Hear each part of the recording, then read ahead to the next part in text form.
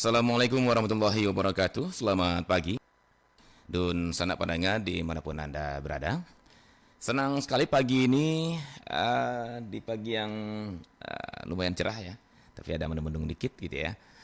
Kita bisa kembali berkumpul ya, bersua di kalau Mak Tuanku mengistilahkan surau perempat di acara kearifan lokal Minangkabau kita di setiap Kamis pagi ini.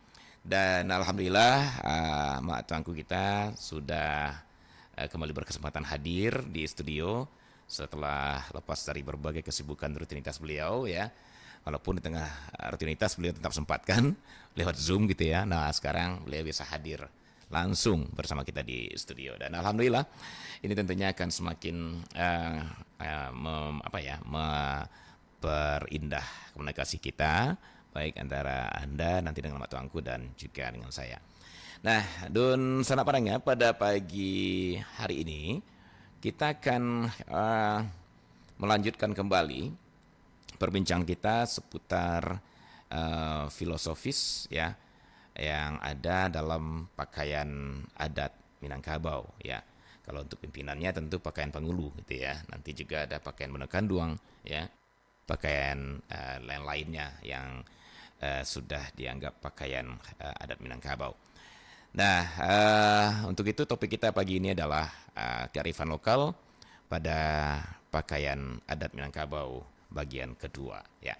Kenapa bagian kedua? Karena pada bagian pertama beberapa minggu yang lalu sebelum Mak Tuanku ada kesibukan yang tidak mungkin beliau hadir bersama kita ya, itu kita sudah atau Mak Tuanku sudah membahas tentang deta kalau nggak salah ya Mak ya. Ya, salua.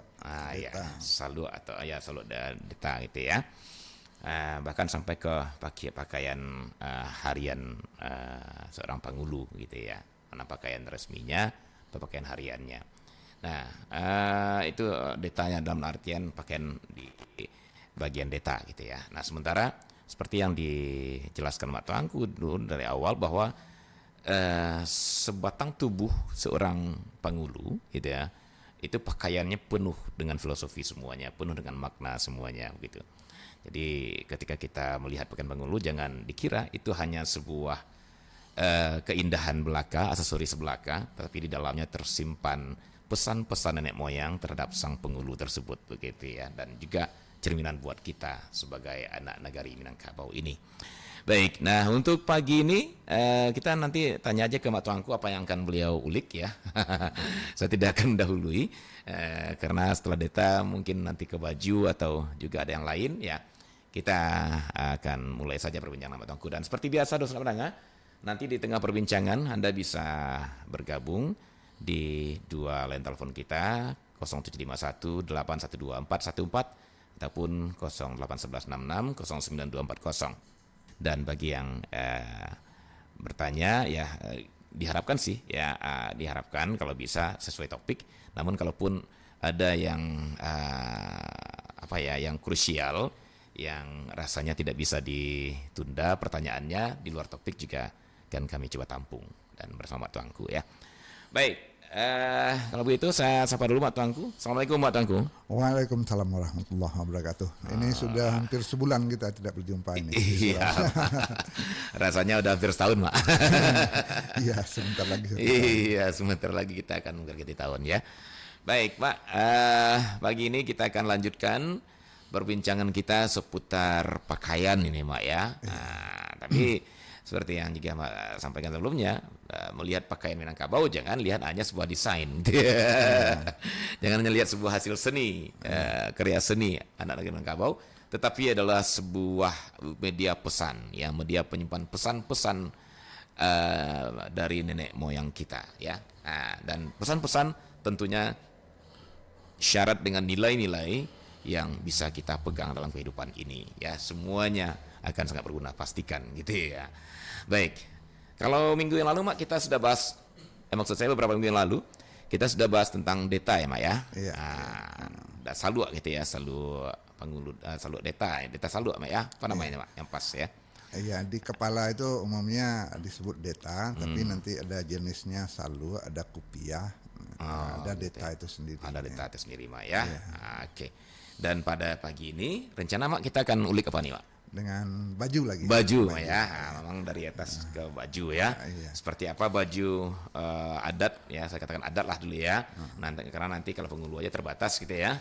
Pada menggunakan dua mungkin juga bisa nanti kita bahas ya, Mak ya. Insyaallah. Lengkap gitu ya. Nah, baju adat Minangkabau. Nah, apa-apa saja pesan yang tersimpan di sana dan bagaimana kita merefleksikan dalam kehidupan nanti kita bersama Tuanku. Namun sebelum kita lanjut, Mak, karena juga sudah beberapa minggu, ada baiknya kita refresh atau kita review sejenak ya, Mak ya. Mulai dari data atau tutup kepala gitu, Mak. Silakan, Mak, Tuanku. Baik, terima kasih Bung Adit. Dan sanak pendengar dimanapun Anda berada dalam acara kearifan lokal Minangkabau. Beberapa minggu yang lalu kita membahas salah satu pakaian penghulu.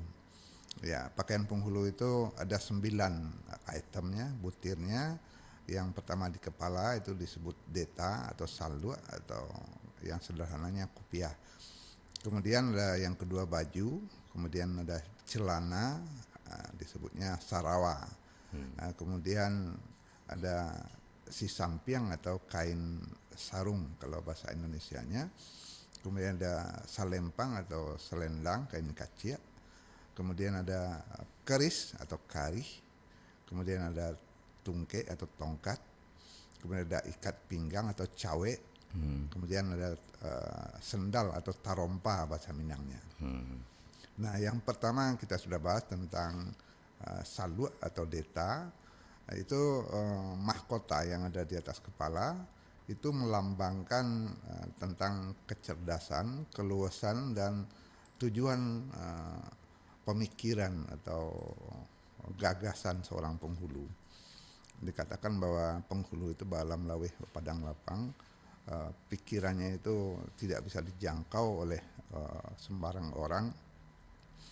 Dalam kari aka menjala jok katua budi marangka. Jadi di pikiran seorang penghulu yang ditutupi oleh sebuah salwa itu berkelindan semua pikiran-pikiran adiluhum, pikiran-pikiran utama seorang pemimpin. Jadi kalau deta yang di kepala itu melambangkan isi kepalanya, kecerdasan, keluasan berpikir, dan tujuannya untuk membendung segala ancaman, tantangan, hambatan bagi kehidupan masyarakatnya. Ya, detanya yang begitu luas kalau dibuka untuk pendinding kampung, penjaga anak buah, pelindung daripada hantaman segala cobaan dari luar, termasuk kisruh yang ada di dalam. Nah, itu lambang dari deta penghulu yang ada di kepala. Hari ini kita bahas tentang baju. Ada tuturan kata pusakonya tentang baju itu. Baju hitam, ada hitam. Sebentar, Mak, kalau saya potong sejenak, Mak, untuk baju, barangkali penempatan kan ada, Mak bilang ada 3 ya, ada saldu, ada deta, kemudian juga kopiah, gitu ya, Mak ya. Betul. Nah, penempatannya di waktu-waktu apa, Mak, atau di event-event apa, Mak? Apakah atau ketiganya sama aja gitu penempatannya? Iya, saldu itu mahkota utamanya yang dipakai pada upacara-upacara utama. Kalau dalam upacara pengangkatan penghulu harus pakai saluk dia. Kemudian kalau dalam upacara umum biasa bisa pakai kopiah saja, kopiah hitam yang diberi kain berkerut, kopiah karui namanya. Atau deta itu pakaian harian, pakaian dinas harian. Tidak boleh seorang penghulu itu kepalanya dibuka. Itu dasar utamanya ya, Mak ya? Iya. Pantangan berarti, Mak? Pantangan penghulu itu kepalanya dibuka. Itu kearifan lokalnya apa, Mak? Iya, jadi pikiran penghulu itu harus terjaga selalu. Tidak boleh liar, kira-kira begitu. Kalau kepalanya dibuka atau tutup kepalanya itu ditinggal, dia akan dianggap buka tenda. Buka tenda artinya dia lepas tanpa kendali. Jadi kalau penghulu tinggal kopiahnya langsung diteriaki oleh istrinya biasa, kok tenda buka sih mah, kira-kira. Ini kepalanya tidak ditutupi. Maka kemanapun seorang penghulu dia harus punya tutup kepala, baik pakaian harian, pakai dinas harian, dan pakai dinas lengkapnya. Kalau salwa itu pakaian dinas lengkap pada upacara resmi. Kalau pakaian hariannya minimal pakai kopiah. Kopiah hitam yang ada liliknya, kopiah lilik namanya, begitu. Jadi pikiran Karunya itu khas juga Pak, kalau nggak salah Mbak ya. iya betul. Jangan-jangan kayak apa ya? Kalau nggak salah ukiran kalau paku juga ya Mbak ya. Di kopiah itu benar tuh Mbak? Kerutan pada lilik kopiah itu pada awalnya itu bertuliskan huruf Arab Kawi atau Arab Melayu, ada tuturannya. Iya. Nah, tapi lambat laun agak sulit mungkin membuat Menulis, ya. kerutan itu, ya tinggal kerutannya saja. Kenapa harus berkerut? Karena dalam tuturan Kato Pusakonya, deta itu tiok karui akal menjala, tiok katua budi marangka. Jadi akalnya itu tidak boleh terhenti dalam mencari inovasi atau dalam menyelesaikan sebuah masalah. Iya. Kemudian budi marangka itu akalnya itu mengendalikan perilakunya agar tidak melewati koridor yang diizinkan bagi seorang penghulu, begitu. Ya, jadi kopiah penghulu itu Pak, Mak untuk harian itu memang wajib juga Mbak ya pakai kerutan itu? Nggak boleh yang polos? Ya, boleh pakai yang polos Oh, kalau boleh. dia tidak dalam pertemuan resmi. Oh, gitu. Misalnya dia akan pergi Jumatan atau pergi sholat jamaah harian, dia boleh pakai kopiah tanpa lirik. Tapi kalau dia akan bertemu orang, akan bertemu dalam sebuah ruang publik, dia harus pakai kopiah yang balili, yang bakaru itu minimal itu. Ya. Kalau orang biasa boleh nggak Mak? Masyarakat Tidak biasa? boleh Oh, pakai kopiah karu itu. itu ya. Hak eksklusifnya penghulu. Saya tuanku tidak boleh memakai kopiah karui. Iya. Biasanya boleh memakai kopiah hitam. Sebegitunya ya Mak ya, menjaga filosofi yang ada pada seorang penghulu ya Mak ya. Iya, itu sekaligus lambang bahwa dia adalah penghulu. Jadi kalau dia sudah penghulu, maka pikiran dan seluruh yang direncana dan dilakukannya itu ada dalam koridor seorang pemimpin. Maka dia harus selalu membawa mahkotanya itu walaupun dalam lambang sederhana sebuah peci hitam. Gitu.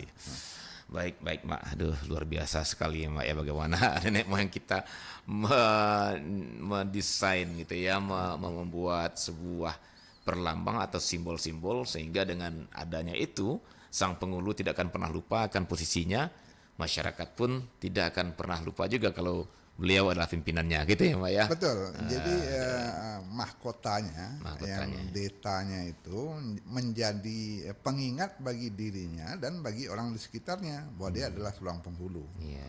Dia tidak boleh lupa. Makanya tidak boleh tertinggal dimanapun. Iya. Ya paling boleh dia buka itu hanya di kamarnya. Bahkan di rumahnya pun ya Mak, ketika ada Bahkan tamu wajib. di rumahnya pun, di depan istri, di depan mertua, di depan mama rumah, di depan mertua dan seluruh karib kerabat, dia harus pakai peci itu. Gitu ya. Hanya boleh dia buka dalam kamar atau dalam kamar mandi. Iya, luar biasa sekali Mak. Sebegitunya jadi penghulu ya Mak ya. Ada masanya ketika seorang penghulu itu pada masa tertentu masih harus ke sawah, dia harus tetap pakai tutup kepala. Nah, itulah deta sederhana itu. Iya. Warnanya yang hitam itu Mak. Ya ada yang hitam, boleh. ada yang boleh merah, Begitu. boleh yang segala macam. Pokoknya Pokoknya kepalanya harus tertutup. Masya Allah sampai sebegitunya ya. Iya, ada di antara penghulu itu yang menjadi olahragawan di dunia PBB. PBB tahu Bang Alis? Persatuan Buru Babi. Iya, babi ya. Ada banyak penghulu yang menjadi ahli dalam kegiatan berburu itu, dia tetap harus menggunakan tutup kepala. Tidak mungkin dia pakai peci hitam ke tengah hutan kan, maka dia pakai deta yang diikatkan. begitu.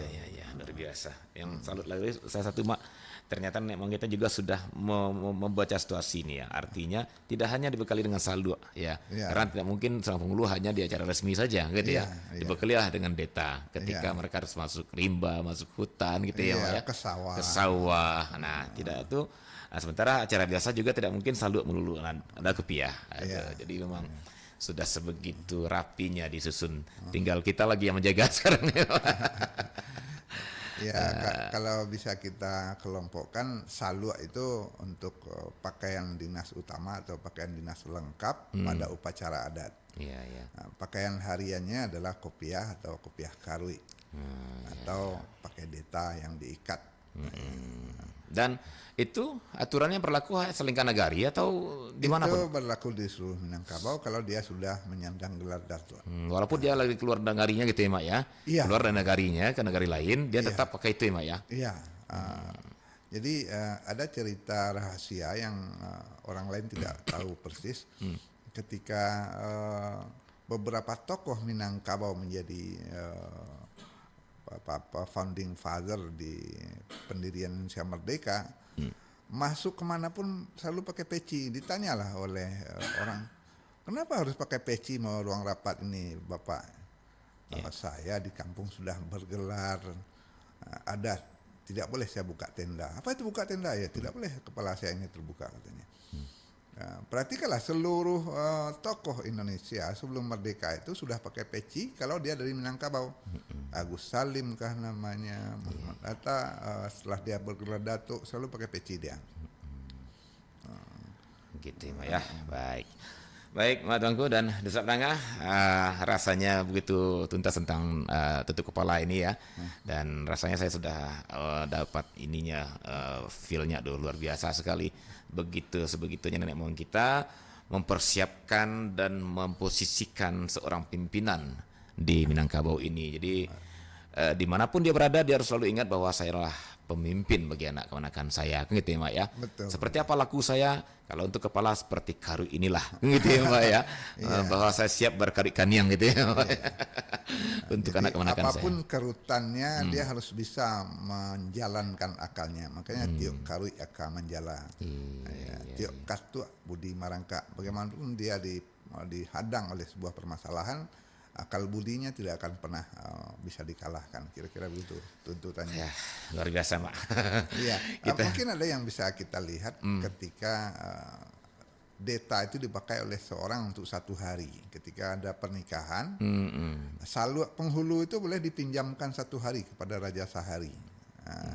Marapula itu Raja Sahari yang boleh memakai salwanya datuk itu, tapi hanya satu hari. Hari kedua dia tidak boleh lagi memakai salwa itu, dia hanya boleh memakai kopiah hitam. Tapi karena dia sudah diberi gelar adat, maka dia harus tetap pakai kopiah kalau dia masuk dalam upacara adat di rumah istrinya atau di rumah mertuanya. Nah, jadi kalau dia pernah menyandang gelar Raja Sahari, Raja satu hari, ketika dia memakai salwa itu, untuk selanjutnya dia harus ingat dia sudah dibesarkan. Ketek bernama gadang begala. Nah, gelar adat itulah yang mengikat dia. Ini sebenarnya bentuk lain penghargaan terhadap akal pikiran yang harus dijaga. Jadi salwa atau deta itu adalah mahkota yang mengingatkan bahwa akal dan budi itu harus selalu dalam koridor yang tepat. Begitu Bang Ade. Baik, Mak, terima kasih, Mak. Luar biasa dan saya begitu jelas insya Allah sekarang. Nah, sekarang kita beralih ke pakaian berikutnya, baju, Mak ya. Oke, silakan, Mak. Gimana baju? Ya, ada tuturan adatnya, baju hitam gadang lengan. Lengannya itu lebar seperti lengan baju silat dari Tiongkok itu. Ya, kemudian tersingsing tidak sampai ke pergelangan tangan, ya. jadi pertengahan lengannya. Baju hitam gadang lengan tersingsing tak pamberang. Lengannya itu seperti tersingsing, bukan untuk memperlihatkan dia pemarah, tidak, tapi untuk memperlihatkan kelapangannya. Kemudian untuk apa lengan baju yang lebar itu? Untuk pangipeh nak dingin. Ya. Jadi dia harus tetap bisa mendinginkan suasana. Jadi setiap bagian baju itu diberi tuturan. Lengan baju itu ada ukiran atau sulaman di ujungnya. Iya, iya, iya, betul. Babanang ameh makau istilahnya. Nah, itu menunjukkan bahwa dia adalah seorang pimpinan yang terbatas tugas-tugas perilakunya ya. Tidak semuanya harus dikerjakan oleh dia sebagai penghulu. Nanti dia akan mendelegasikan kepada anak buahnya. Jadi sulaman di ujung lengan bajunya itu mengatakan bahwa dia orang besar yang punya pengiring. Babanang ameh makau tanda orang gadang bapak ngiring, itu istilahnya. Ada sulaman itu mengingatkan dia bahwa dia adalah pemimpin yang punya anak buah. Jangan semua hal remeh-temeh dia kerjakan. Ya, ada bahasanya jangan sampai pangulu manggil yang lado. Nah, misalnya kalau dia sudah memerintahkan kepada anak buahnya, pasal ndak baturi, pitaruh ndak bunian. Apa yang sudah dia delegasikan kepada anak buah, dia harus percayai anak buahnya itu. Itu tentang lengan baju saja, itu mengingatkan dia punya anak buah dan kewenangan dia adalah membagi tugas. Kemudian tentang jahitannya yang tidak mengasan, tidak ada kesannya, bersambung saja dari bahu sampai ke lengan baju. Kalau baju kita kan terlihat ada batas jahitnya. Kalau baju penghulu tidak terlihat batas jahitnya. Itu tutulannya mauleh tidak mengasan, mambu tidak membuku. Artinya dalam bahasa Indonesia menyelesaikan masalah itu tidak ada efek, tidak ada berkoar-koar. Ya, betul. Mauleh tidak mengasan, mambu tidak membuku. Jadi ini dipakai oleh petuah pegadaian ini menyelesaikan masalah tanpa masalah, kira-kira begitu. Banyak tuturan tentang bagaimana sikap atau cara penghulu itu menyelesaikan masalah tidak bermasalah. Jadi memicik kuliah dalam lubang misalnya. Kalau ada sengketa kecil dalam kaumnya atau dalam keluarga kecil di rumah gadangnya, itu harus diselesaikan di bilik ketek istilahnya. Tidak dibawa ke rumah gadang. Ada bilik ketek, ada bilik gadang. Jadi melokalisir permasalahan dan menyelesaikannya dalam mediasi dalam batas yang sesuai. Tidak mengumbar sebuah masalah itu ke ruang publik. Nah, ini kecerdasan yang berkaitan dengan rasa. Kalau salu atau deta itu untuk menjaga pikiran, baju itu menjaga isi dada atau rasa ketika menyelesaikan masalah. Jadi udah dua kita bahas tentang lengannya yang lapang untuk pengipih naknyo dingin, kemudian sambungannya yang tidak berbekas, kemudian ada sulaman yang mengatakan tugas penghulu itu ada pendelegasian, kemudian baju hitam itu tidak punya saku, baju hitam tidak bersaku, kiri ataupun kanan tidak ada sakunya. Artinya apa? Dia harus transparan, tidak menyembunyikan sesuatu kepada kaumnya, harus terbuka dalam permasalahan yang paling rumit sekalipun. Tentu saja dengan kecerdasan seorang pemimpin. Jadi tidak mengguntiang dalam lipatan, tidak ada yang disembunyikan. Jadi manuhuk kawan saya yang mengguntiang dalam lipatan adalah pantangan di pangulu, makanya tidak wasaku bajunya gitu. Jadi sudah 4. Yang kelima itu lehernya tidak pakai tidak pakai kerah. Kemudian berbelah di dadanya itu tidak pakai buah baju, tidak pakai kancing baju. Iya. Ini melambangkan bahwa dadanya itu lapang, balam lawi padang lapang, ndak gunuang runtuh adik kabui, ndak lawi karuh adik ikan. Artinya apa? Bagaimanapun permasalahan yang dia hadapi, dia tidak akan runtuh. Tidak akan runtuh gunung oleh kabut, tidak akan keruh laut oleh ikan. Ikan itu kan anak buahnya dalam kaum atau masyarakat di negarinya. Dia tidak boleh runtuh menghadapi persoalan apapun yang dihadapi dalam negari. Ini semua berkaitan dengan sikap atau kepribadian yang sabar dan berlapang dada menghadapi permasalahan. Kalau di kepala itu akal pikiran, kalau baju ini melindungi isi dada atau rasanya.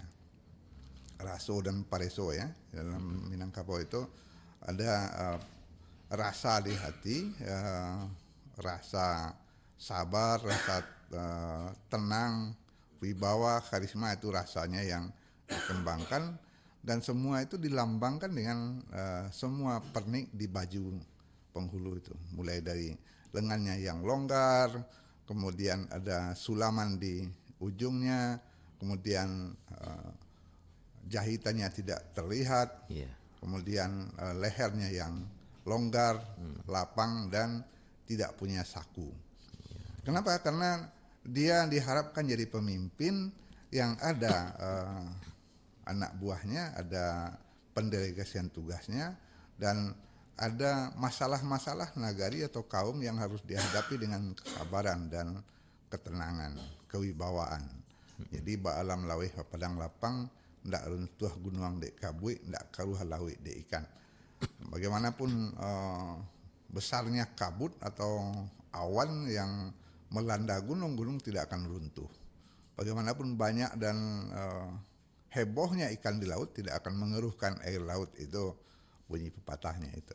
Begitu kira-kira Bung Adit, bahwa baju itu adalah pelindung perasaan atau rasa dari seorang penghulu agar dia tetap dalam keadaan sabar dan berlapang dada menghadapi permasalahan.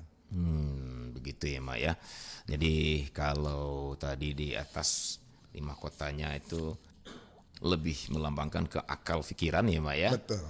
Dan di baju itu melambangkan ke rasa ya Mak ya. Betul. Nilai rasa. Jadi ya karena memang Minangkabau akan sangat syarat dengan rasa ini Mak ya. Raso Jepareso gitu istilahnya Mak ya. Betul.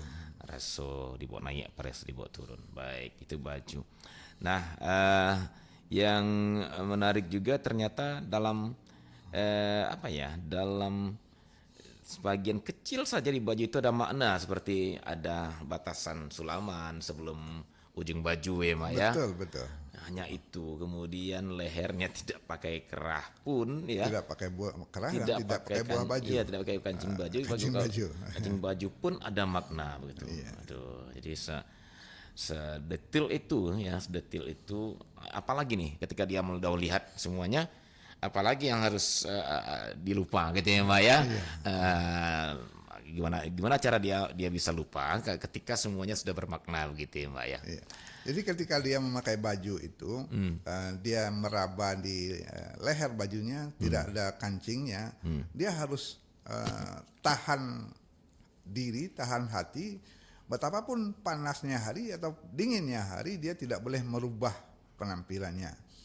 Kalau kita pakai punya kancing baju, kalau hari panas kancing bajunya dibuka, kalau hari dingin kancing bajunya dipasang. Tapi kalau baju penghulu tidak ada kancingnya, panas atau dingin dia tetap harus seperti itu. Nah kira-kira begitu gambaran. Dan secara visual, secara apa maksudnya?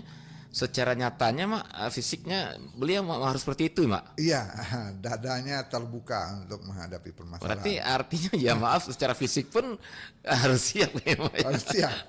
Ini dadaku kira-kira. Iya. Walaupun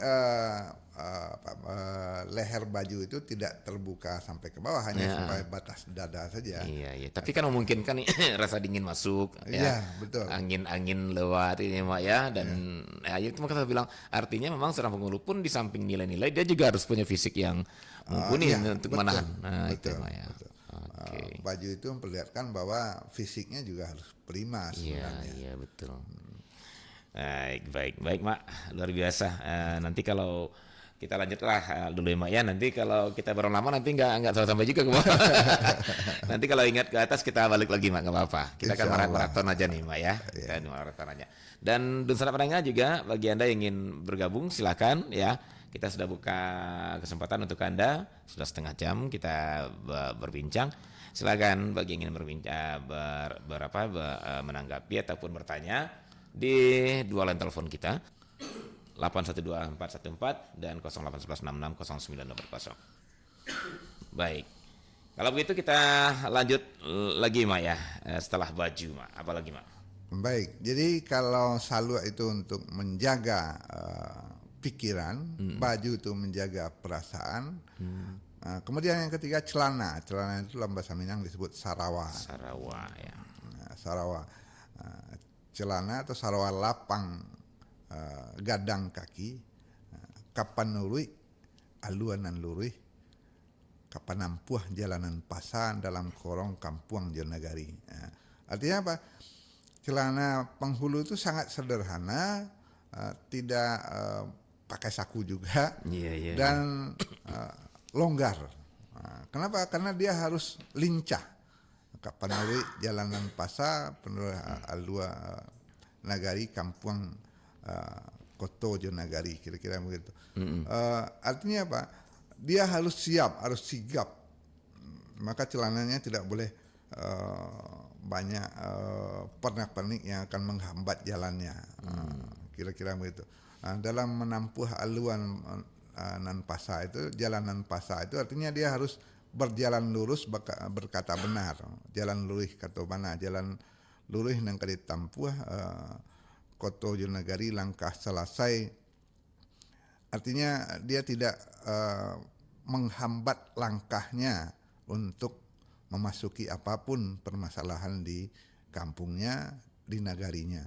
Jadi penghulu ketika dia sudah menjadi pemimpin di sebuah kaum, dia bukan hanya mengurusi kaumnya, tapi kampungnya, kotonya, nagarinya harus terlibat dia sebagai pemimpin yang mengurus itu. Artinya dia bukan hanya milik kaum lagi Mak ya. Dia bukan hanya milik kaum lagi, dia jadi utusan kaum untuk sama-sama mengelola nagari. Nah, agar dia bisa lincah, maka celananya itu harus celana yang longgar.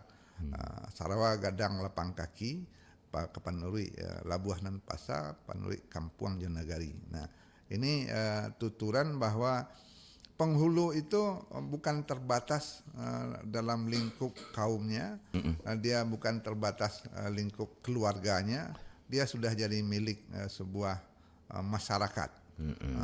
Jadi kemudian akan dikatakan dia akan menjadi kayu gadang di tengah koto, kapai tampe batanyo, kapulang tampe babarito. Dia menjadi pedoman bagi masyarakatnya. Begitu kira-kira Bung Nadiem. Baik Mak, menarik sekali dan sepertinya ada yang tertarik ini Mak ya untuk bergabung. Kita terima di 0866092240. Halo, Assalamualaikum warahmatullahi wabarakatuh. Waalaikumsalam warahmatullahi wabarakatuh, Mandit. Baik, Pak Rizal Koto ya. Bertanya ke Mak Tuangku Koto. Silakan. Iya, Pak. Iya, lalamu ndak sebut jo mama. Iya, mama patangko kasibuk teh. Kini iya. Alhamdulillah dia ada waktu datang ke Sarawak. Silakan Pak Rizal. Adin. Oke, Mandit. Ya. Selamat pagi, Mak. Selamat pagi, Pak Rizal. Iya, Mak. Iya, Pak. Mak. Iya. Betapa hebatnya filosofis yang terkandung di dalam dikta di baju. Betul.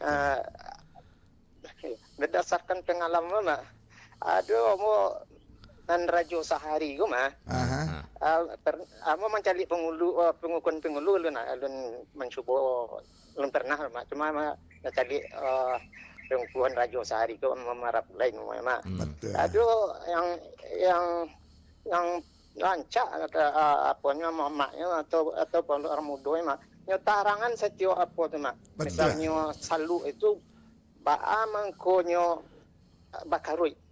Baa jumlahnya 5 karui ada nanti ko balik karuinya. Itu kan rukun sana tu Mak. Betul salat. Iya. Jadi kok baju ko baa ada senseng apanya langannya. Jadi nyotaran di mama itu mangkota senseng supaya awak sampai tangan untuk membantu orang nan kesusahan terutama dosa awak kau bawa. Jadi pertanyaannya Mak, apa kok awak agak sadih ini kok tidak banyak kapal orang muda atau ni mama yang bisa menyelesaikan masalah itu, Mak. Kadang-kadang waktu di apa kan dipasang saja amanah dahulu kemudian berarti tidak paham mungkin nama masangan salu atau baju, Mak. Ya, Mak. Kemudian apa, Mak? Apakah di waktu pemasangan datuk itu, Mak, ditarangan satu persatu ya, Mak? Serupa. Oh iya, iya betul. Oke, Mak. Itu saja, Mak. Enggak kurang rahasia, Mak. Ya, terima kasih, Mak. Bu Adit. Yo Pak Rizal. Wassalamualaikum warahmatullahi wabarakatuh. Waalaikumsalam warahmatullahi wabarakatuh. Pak Rizal Koto. Ya, sudah bergabung. Terima kasih Pak Rizal dan salah pendengar, kalau ada yang lain yang masih ingin bergabung juga bisa kita terima sampai pukul 10 ya. Jangan nanti dekat pukul 10 udah susah gitu. Baik, Mak, kita langsung jawab aja, Mak, untuk Pak Rizal. Iya, ini menarik yang diucapkan Pak Rizal ini.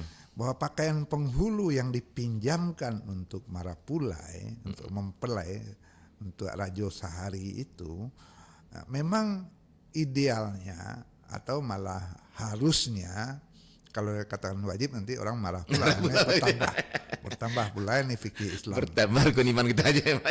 Istilah sekarang. Harusnya dan seyogianya dijelaskan, marapulai, Anda dipinjamkan pakaian kebesaran seorang penghulu, Anda harus tahu kenapa ini diserahkan kepada Anda untuk 1 hari. Merinding saya, Mak, jujur. Iya.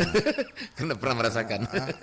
Anda sudah menyandang ini 1 hari, Anda harus mengerti di sini dititipkan pesan nenek moyang atau pusako pada setiap item, setiap butir dari pakaian penghulu itu.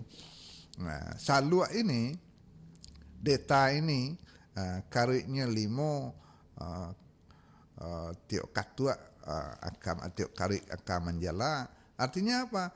Ini tentang rukun Islam yang 5 ini, kira-kira begitu. Jadi semua yang ada dalam jabaran tentang salua itu berhubungan dengan syarak yang menjadi sandi adat itu. Nah, katuanya 3 baleh kok. 3 baleh itu adalah 13 rukun salat.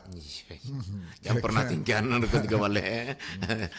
Jangan lupa, kira-kira begitu. Jadi betul itu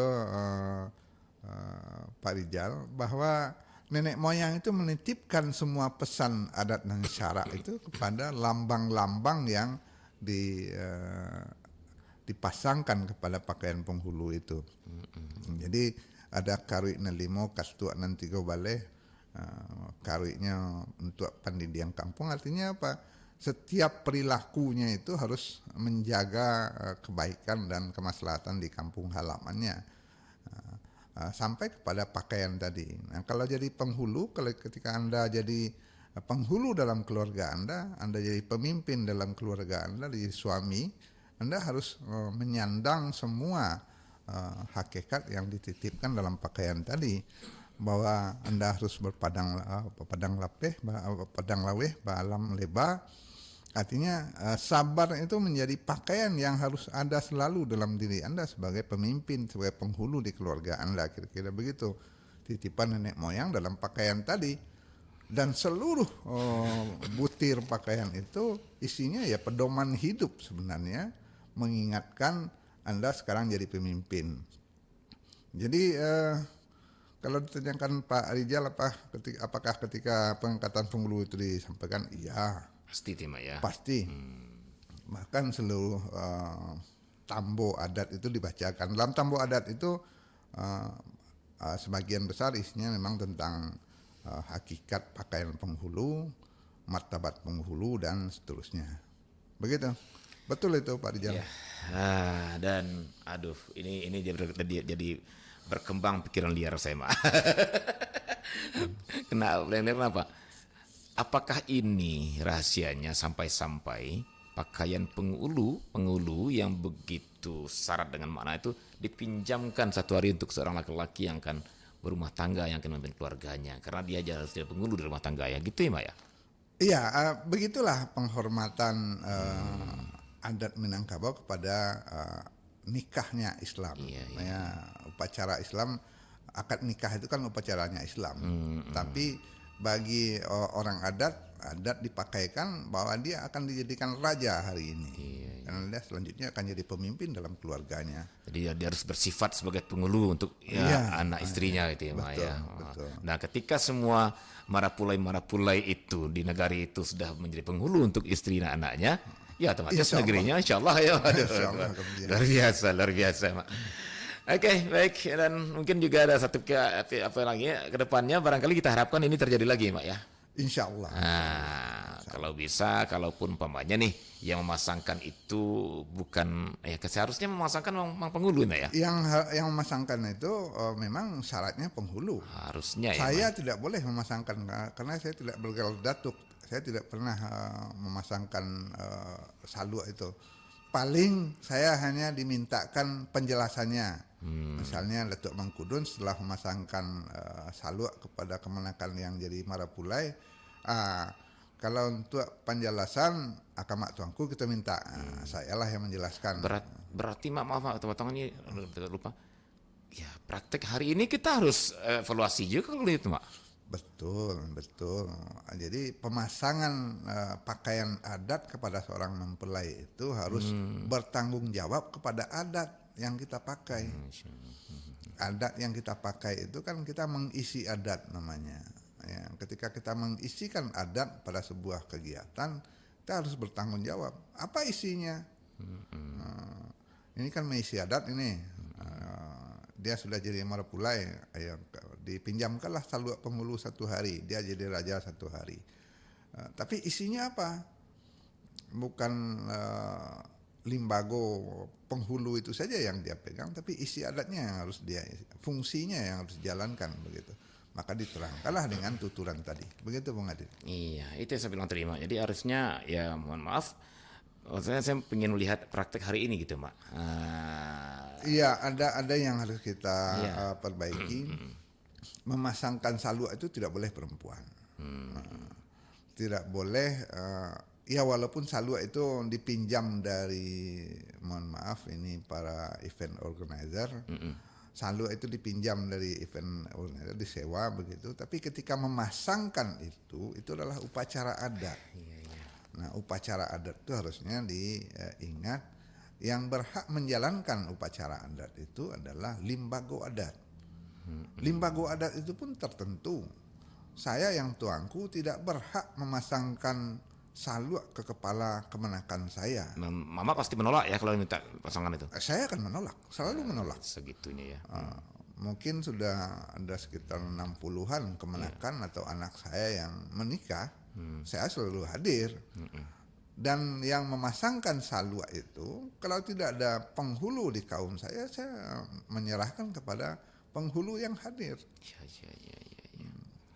Tidak berhak saya memegang saluk itu karena itu mahkotanya seorang datua. Iya. Kalau seorang tuanku saja menolak, kan Bukan gimana? menolak karena saya tidak berhak. Iya, itu artinya ketika minta kan pasti menolak gitu ya, Mak ya, karena bukan wilayah Mama.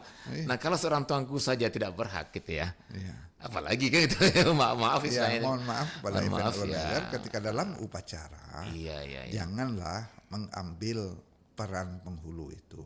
Nah, Karena itu memang udah bagian dari adat sesungguhnya, Mak ya. Betul. Bukan hanya sebagai perlambang, bukan hanya sebagai apa ya kita bilang tadi hanya sebagai alur-alur acara, bukan itu ya, Mak ya. Iya, bukan sekadar embel-embel. Bukannya simbol ya, Mak ya. Iya, kalau simbol seorang penghulu, mahkota penghulu itu dipinjamkan 1 hari, harusnya penghulu juga yang meletakkan di kepalanya. Ini memang sebuah evaluasi memang perlu ya dilakukan. Saya sudah bermenantu yang anak saya itu sudah 4. Menantu kemenakan saya mungkin sudah 40-an. Menantu orang sekampung saya mungkin sudah 100-an lebih. Saya insya Allah kalau tidak dikatakan seluruhnya minimal 80% saya hadir. Dan saya selalu ya sebagai tuanku tentu diminta duduk di Kapalo Jamba untuk mendoa. Dan sebelum penghulu menyerahkan saluk itu diserahkan kepada saya umumnya karena saya kebetulan sudah kolot ya sudah tua, saya akan menyerahkan kepada datuk yang ada di sekitar saya. Walaupun datuknya itu datuk Panungke, karena dia sudah bergelar datuk, dia yang berhak memegang mahkota itu. Tidak ada hak saya memegang mahkota itu untuk meletakkan di kepala orang yang akan jadi raja sehari itu. Nah, begitu juga lah hendaknya siapapun tokoh orang tua di sebuah negari, sebuah kaum, kalau diserahkan untuk memasangkan saluk kepada Marapulai, tolong dihitung apakah itu sudah jalanan pasanan ditampuh atau aluanan patut yang diturui. Artinya apa? Jangan mengerjakan pekerjaan yang bukan pekerjaan kita. Iya. Tapi ketika setelah dipasangkan, datuk itu memerintahkan saya, kalau nan jabarannya kita minta ke tuanku, nah emang itu sudah sawah ladang saya untuk bercerita.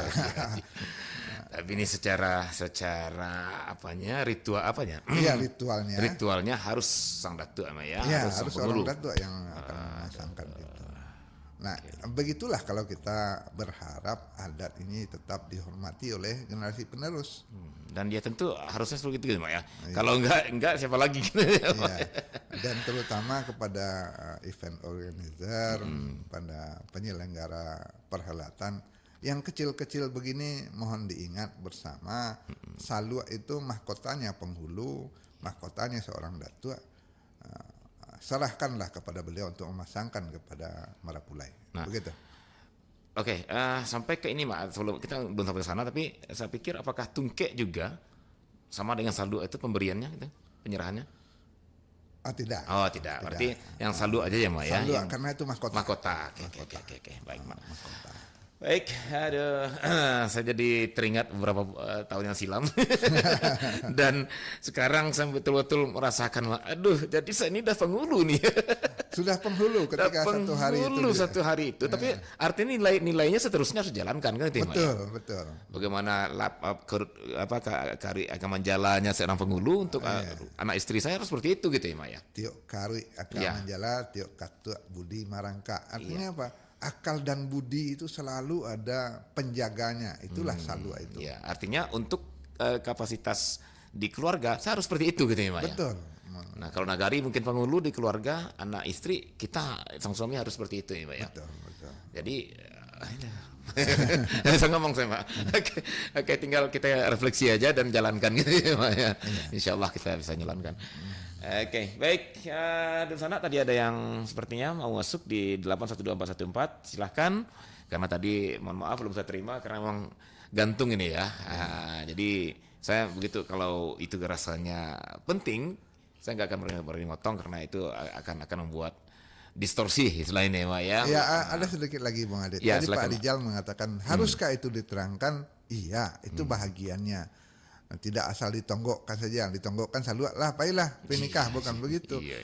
Dijelaskan kenapa Anda saya beri hak memakai mahkota penghulu satu hari ini. Nah, ini dalam mahkota ini.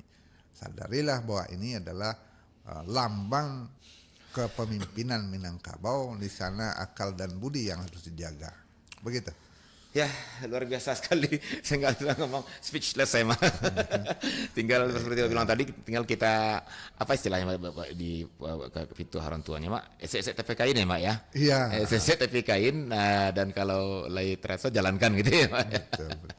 Iya, diingatkan Pak Rijal kita bahwa jangan hanya sekadar seremonial tanpa ada isinya. Iya. Adat itu diisi, tapi limbago dituang itu ada isinya. Baik. Terima kasih Pak Rizal untuk pertanyaannya yang begitu luar biasa begini mengingatkan kita semuanya ya, Mak ya. Iya. Baik, silakan di sana yang lain kalau ada pertanyaan dan sepertinya kalau mungkin sudah terjawab dari keterangan Pak Tuanku tadi ya, Mak ya, sambil Insya Allah. Kita menerangkan ketika telepon masuk ya. Kami mohon maaf tadi tidak langsung kita terima karena memang lagi nanggung penjelasannya dan itu berbahaya. Tanda kutip bagi saya gitu ya. Karena ini penting ini ya, jangan sampai tercecer gitu ya, Mak ya. Betul. Baik, tanpa terasa Mak, kita sudah di pukul 9.55 menit. Dan hampir 1 jam Mak ya, kita hanya baru sampai Baju Sarawak, kita belum masuk ya Mak ya. baru baju. Nah, Sarawak sampai Sarawak tadi Mak ya. Kita Iya, ada masuk sampai sudah Sarawak. kita bahas sedikit tentang Sarawak. Sarawak itu celana. Celana ya. Oke. Baik, Mak. Insyaallah pekan depan Mama juga masih ada waktu ya. Mudah-mudahan. Diberikan kesehatan untuk surau ini dan kita akan lanjut nih ya, yang berikutnya ya, Mak ya. Setelah Sarawak mungkin ada apa lagi ya, ikat pinggang ya, Mak ya. Pinggang, ada Salempang ya. Baik. ada si sampiang namanya. Iya beda lagi Mak ya. Aduh, ini tanggung Mak. Ada satu telepon kita. Silakan Mas. Oke, udah turun ya. Oke, baik. Dan sana pandangan kalau begitu terima kasih atas dengar Anda. Kami yakin Anda semuanya begitu atensi ya, karena terbukti dengan di luar acara ini pun Mak, itu komentar-komentar tentang kearifan lokal luar biasa Mak ya. Alhamdulillah. Saya mendengar Mak Uti ya, saya mengenai ini gitu ya. Nah, jadi memang kita berharap inilah yang bisa kita lakukan ya Mak ya, kita kontribusi untuk anak-anak Mak ya, karena memang siapa lagi, pertanyaan selalu gitu Mak, siapa lagi yang akan berbuat kalau bukan kita. Ya, kalau surau di kampung sudah banyak yang tertinggalkan, mudah-mudahan surau Perompat ini bisa kita ramaikan. Amin, amin ya rabbal alamin. Baik Mak, kalau begitu Mak, di akhir acara silakan Mak kita tutup dengan closing statement ya, mungkin kesimpulan dari pembicaraan kita. Silakan Mak.